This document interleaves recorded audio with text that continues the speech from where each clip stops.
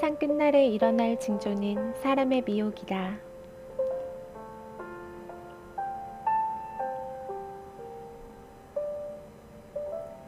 주님께서 말세의 징조들 중에 가장 먼저 언급하신 것이 사람의 미혹이다.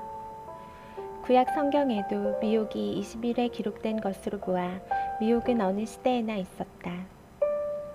구약에서 미혹은 주로 이방 신들에게 빠져 음행하도록 하는 것이었다. 또한 백성을 잘못 인도하는 것, 허탄한 것이나 죄악과 거짓에 빠지는 것을 의미했다.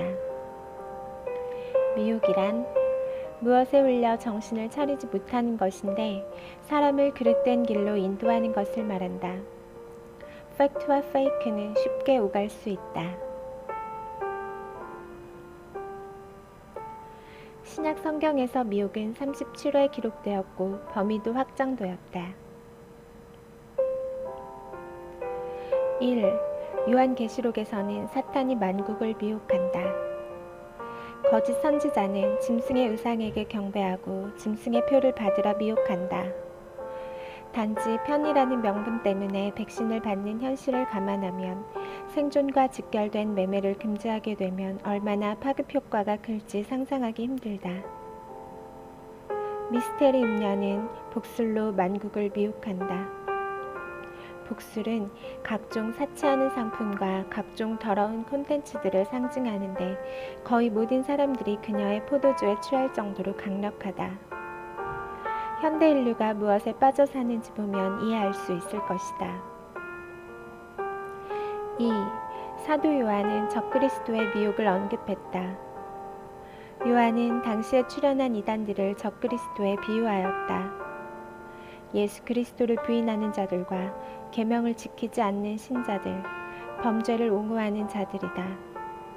사랑의 사도로 알려진 요한은 사랑과 불법이 결코 공존할 수 없다고 강조했다. 사랑이 식어지는 현상은 불법이 많아진 결과다.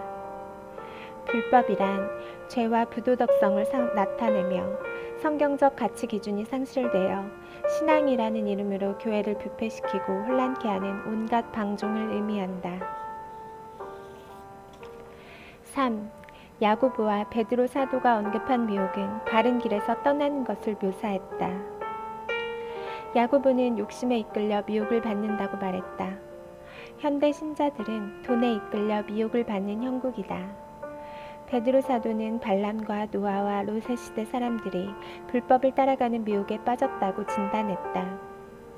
신자들이 각종 미혹에 빠져 진리를 떠나는 현상은 모든 시대에 공통적으로 나타난다. 주님께서 마지막 징조로 미움과 불법이 증가할 것이라 언급하셨다. 그리스도인이 하나님을 거역하는 세상으로부터 미움을 받는 것이 어쩔 수 없지만 신자들이 서로 미워하는 것은 도저히 이해되거나 용납될 수 없는 일이다. 4.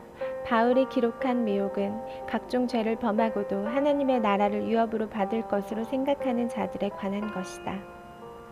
불의한 자가 하나님의 나라를 유업으로 받지 못할 줄을 알지 못하느냐? 미혹을 받지 말라.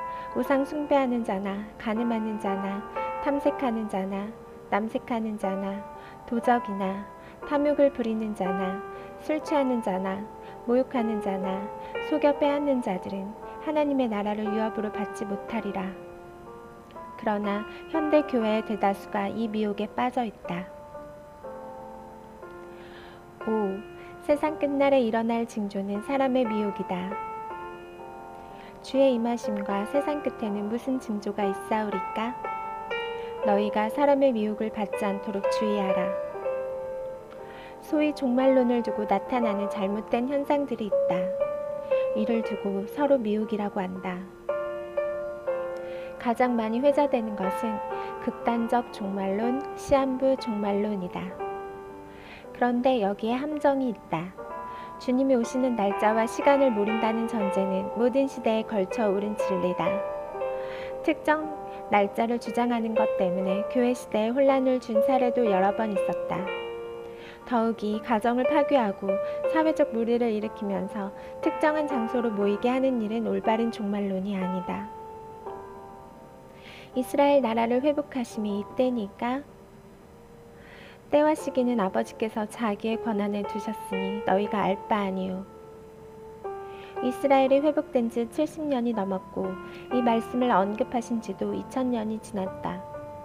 아직도 이 말씀을 기준으로 삼는 이들도 있다. 예언이란 시간이 되면 성취되고 새로운 기준을 수립하는 과정을 이해하지 못한다.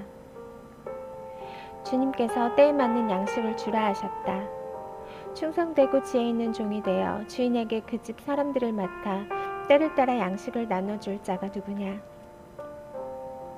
때에 관련한 미혹에는 두 가지 상반된 견해가 있다. 첫째는 특정한 날짜를 알 수 없으며 이를 언급한 것은 미혹에 해당된다는 견해다. 이 문제 때문에 시한부 종말론자라는 용어가 등장했다. 둘째는 반대 개념의 미혹이다. 주님이 오시는 것에 너무 관심을 갖지 말라는 미혹이다. 만일 그 악한 종이 마음에 생각하기를 주인이 더디 오리라 하여, 이 또한 미혹이다. 극단적 종말론이 문제일까? 그렇다면 소극적 종말론은 좋은 것일까? 무종말론 삶은 하나님께서 기뻐하시는 모습일까? 현대신앙에 두 가지 특징이 있다. 첫째, 사랑과 은혜의 복음 안에서 불법과 도덕적 타락을 관용하는 것은 사람의 교리다.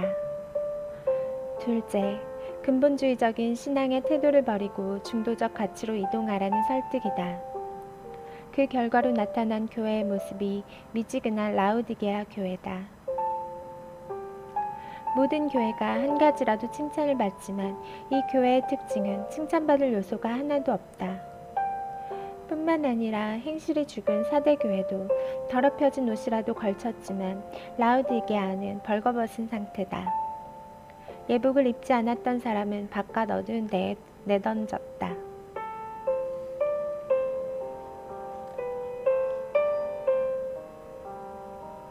현대 신앙의 특징은 신앙과 종말론을 중간지대로 이동시킨다. 중간이 좋은 것이라고 설득한다. 빛과 어둠이 공존할 수 있다는 생각이다. 이런 현상에 따른 결과는 더 치명적이다. 예수님은 당대 종교 지도자들로부터 미혹하는 자라 비방을 받으셨다. 그러므로 미혹하는 자라 비방하는 자들이 오히려 틀릴 수 있다는 사실을 염두에 두어야 한다. 때와 시기는 무조건 모른다. 위험한 생각이다. 형제들아, 때와 시기에 관하여는 너희에게 쓸 것이 없음은 주의 날이 밤에 도둑같이 이를 줄을 너희 자신이 자세히 알기 때문이라. 그들이 평안하다 안전하다 할 그때에 임신한 여자에게 해산의 고통이 이름과 같이 멸망이 갑자기 그들에게 이르리니 결코 피하지 못하리라.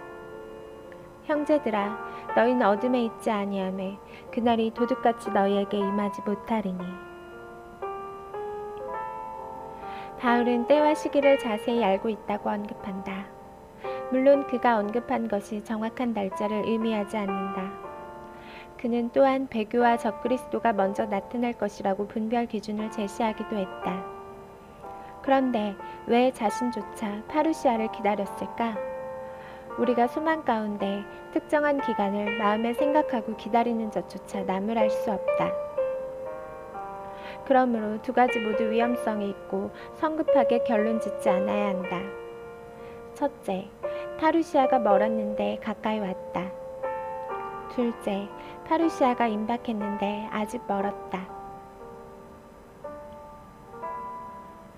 주님께서 이런 혼란을 예상하시고 때를 분간하라는 징조를 주셨다. 임박함과 지연의 문제가 서로 뒤섞여 있는 것을 보게 될 것이다. 그러므로 때와 시기는 정할 수 없지만 모든 징조를 종합하여 보고 때와 시기를 분간할 수는 있어야 한다. 지금 신부들을 깨우는 나팔소리와 함께 무법한 자들도 은밀히 활동하고 있다. 그리스도와 적그리스도는 곧 예상할 수 없는 그때에 거의 동시에 모습을 드러낼 것이다. 지금 우리에게 필요한 것은 건강한 종말론과 적극적 종말론이다. 소극적 종말론이나 소극적 신앙이 필요한 것이 아니다. 잠자는 교회를 깨워야 할 때 더 깊은 잠에 빠지도록 해서는 안 될 것이다. 초림의 그리스도와 재림의 그리스도는 병행 구문을 이루고 있다. 당시 유력한 종교 지도자들이 그리스도를 거절한 것처럼 현대 유력한 종교 지도자들은 재림의 그리스도를 기다리지 않는다. 아무리 사랑이 많으시고 오래 기다리시는 주님이지만 계속 기다릴 수는 없을 것이다. 신부들의 원성도 들으셔야 하고 하나님을 무시한 자들도 심판하셔야 한다. 그러나 도중에 포기하지 마십시오. 때가 되면 추수하는 시기가 옵니다. 준비된 상태로 있으십시오.